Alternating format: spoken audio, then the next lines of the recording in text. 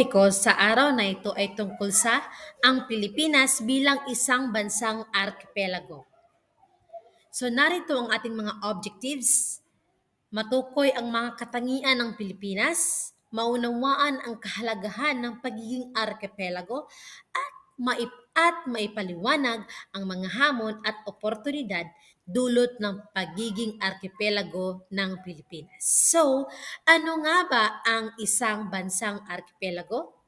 Okay. Arkipelago ay isang grupo ng mga isla na napapalibutan ng tubig.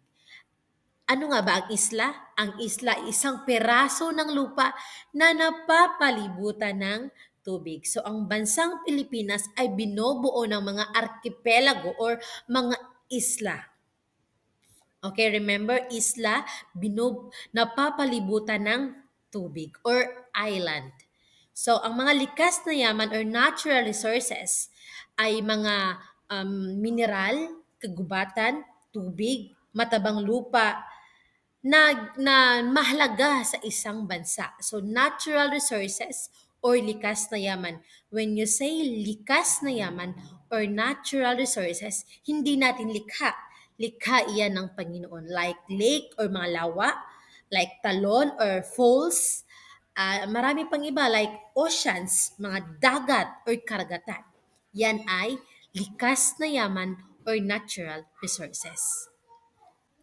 So, biodiversity. When you say biodiversity, pagkakaiba ng mga buhay ng halaman at hayop. So, dito sa Pilipinas, iba-iba ang ating halaman, iba-iba ang ating mga hayop. We have marami.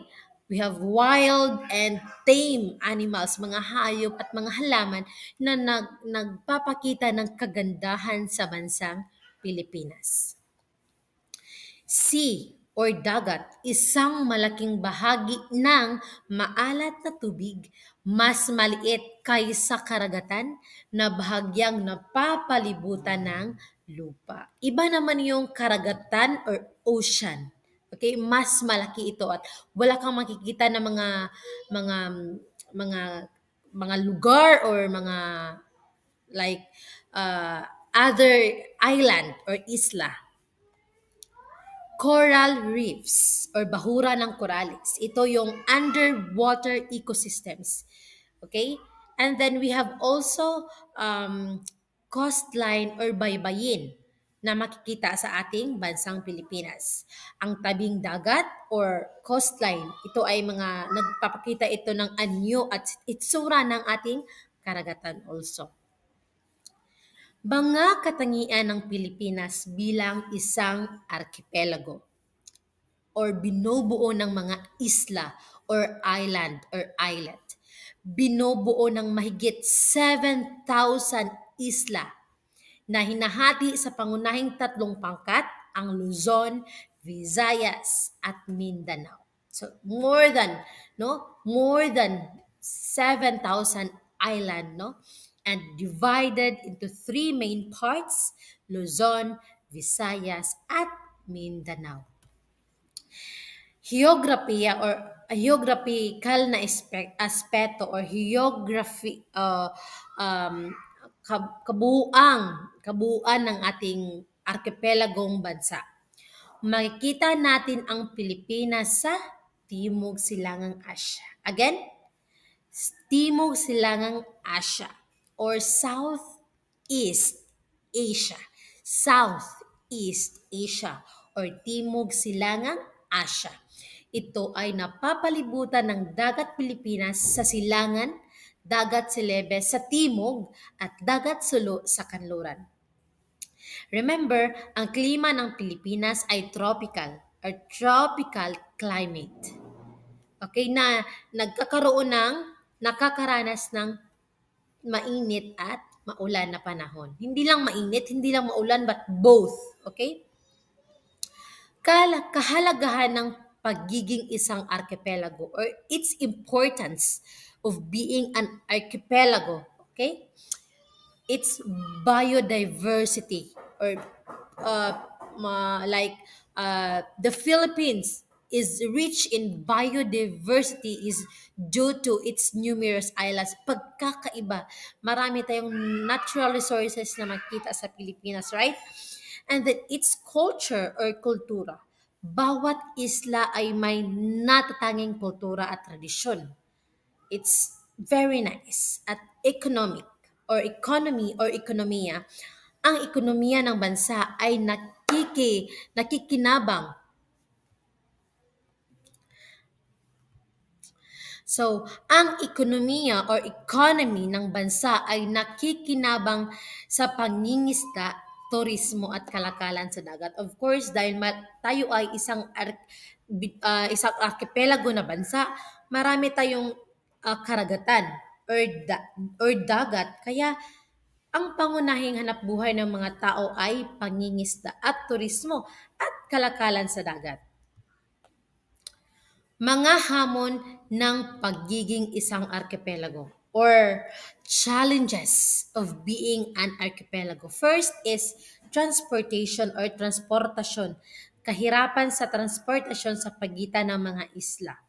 Natural na kalamidad like vulnerable tayo kasi sa mga bagyo, lindol at pagsabog ng bulkan.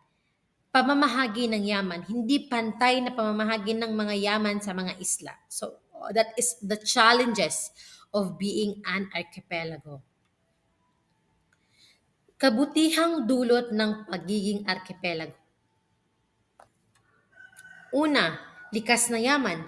Ang pagiging archipelago ay nagbibigay sa Pilipinas ng mga yamang dagat at mga korales na bumubuo ng mga tangos. Ito ay nagbibigay ng pagkakataon sa pangingisda at turismo na nag-aambag sa ekonomiya ng bansa. It's natural resources, no? Marami tayong mga coral reefs, kaya ngayon maraming nagda-dive dahil sa ating mga corals at maraming mga isda, right? Okay. So, that is the kabutihang dulot ng pagiging archipelago. Pangalawa naman ay ang kultura or culture. Ang pagkakaiba kasi ng mga kultura sa bawat isla ay nagpapalaganap ng yaman at kasaysayan ng Pilipinas. So our culture is very rich. Okay? Next is hindi kabutihang dulot ng pagiging archipelago. Pagbaha, that's the one. Or flooding, paglalayag or navigation. Kasi ang pag-ikot sa pagitan ng mga isla ay maaaring maging mahirap at magastos, lalo na sa transportasyon at mga kalakal ng tao. So, ito ay hindi kabutihang dulot ng pagiging archipelago. So, what is Philippine rice? Noong May 16, 2017, inanunsyo ng pamahalaan ng Pilipinas ang opisyal na pangalan na Philippine Rice para sa ilalim na dagat na rehiyong dating kilala bilang Benham Rice.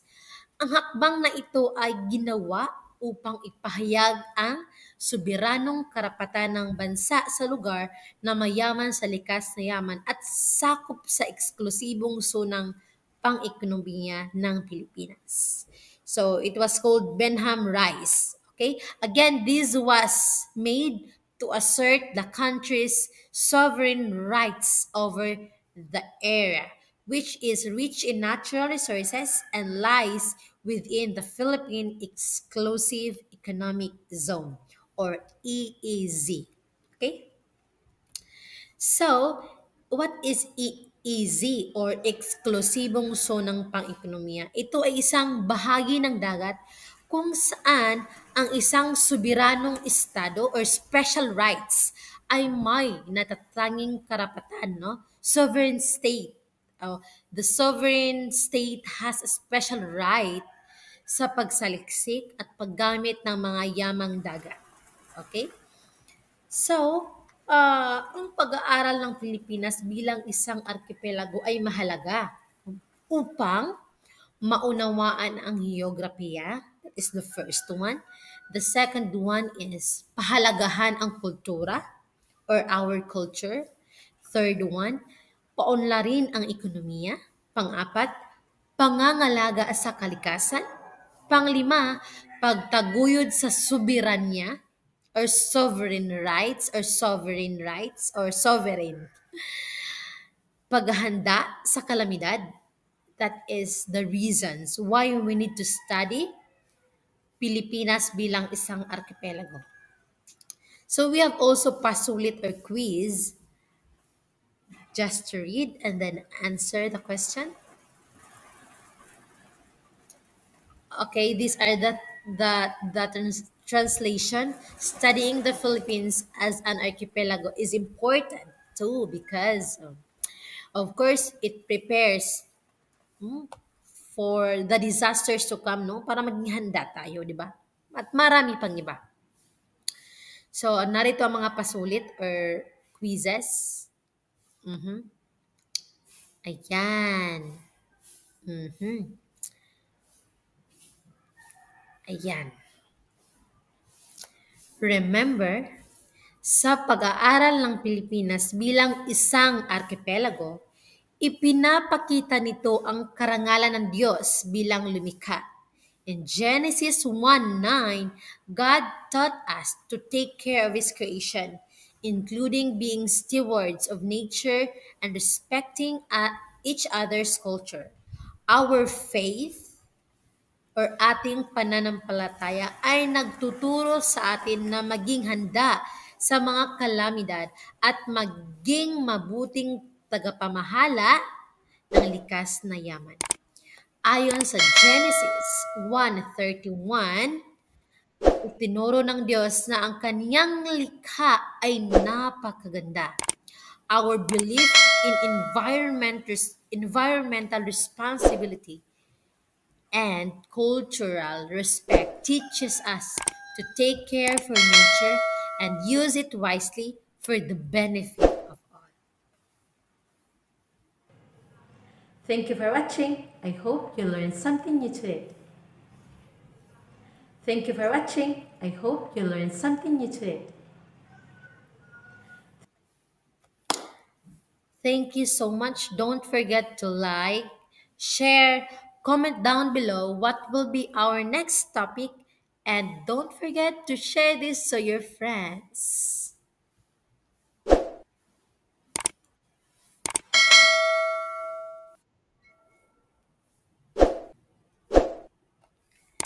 This is Teacher Maria of the Quiz Academy.